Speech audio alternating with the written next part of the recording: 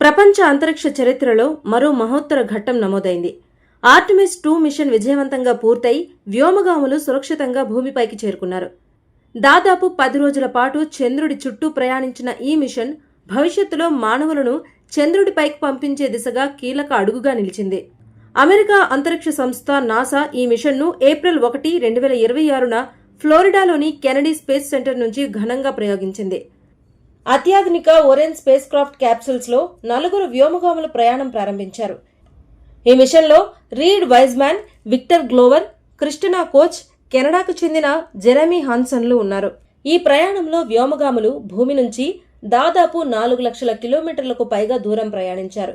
ఇది ఇప్పటి వరకు మానవులు వెళ్లిన అత్యంత దూర ప్రయాణంగా నిలిచింది. 1970లో జరిగిన అపోలో 13 రికార్డును కూడా ఈ మిషన్ బద్దలు కొట్టింది.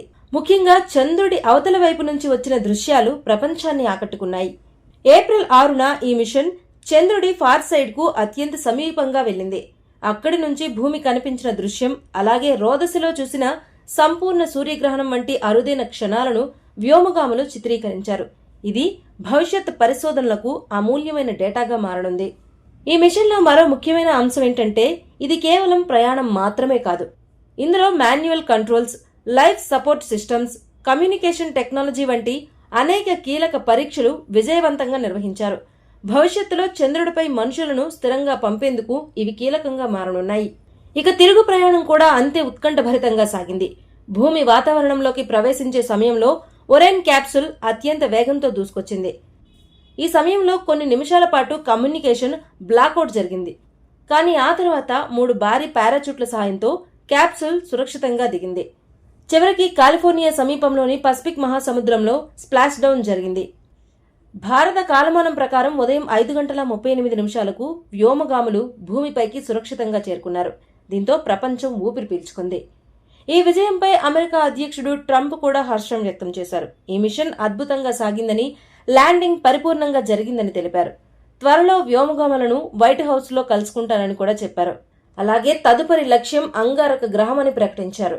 ఈ మిషన్ లో మరో ప్రత్యేకత ఏంటంటే, తొలిసారిగా ఒక మహిళ, ఒక నల్లజాతీయుడు, ఒక కెనడియన్ చంద్రుడి పరిధికి వెళ్లడం.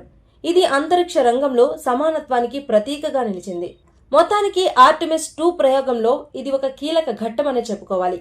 ఈ మిషన్ సక్సెస్ తో భవిష్యత్తులో ఆర్టెమిస్ 3 ద్వారా మానవులను చంద్రుడిపైకి పంపే మార్గం సుగమమైంది. ఇక మానవుడు మళ్లీ చంద్రుడిపై అడుగుపెట్టే రోజులు దూరంలో లేవు. అంతరిక్ష పరిశోధనలో ఇది కొత్త యుగానికి నాంది అని చెప్పాలి. ఈ మిషన్ సమయం దాదాపు 10 రోజులు. 4,06,773 కిలోమీటర్ల దూరం ప్రయాణించి అత్యంత సుదూర మానవ అంతరిక్ష యాత్రగా రికార్డు సృష్టించింది. 1970లో అపోలో 13 ప్రయాణించిన దూరం కంటే ఇది 2,500 కిలోమీటర్లు అదనం కావడం విశేషం.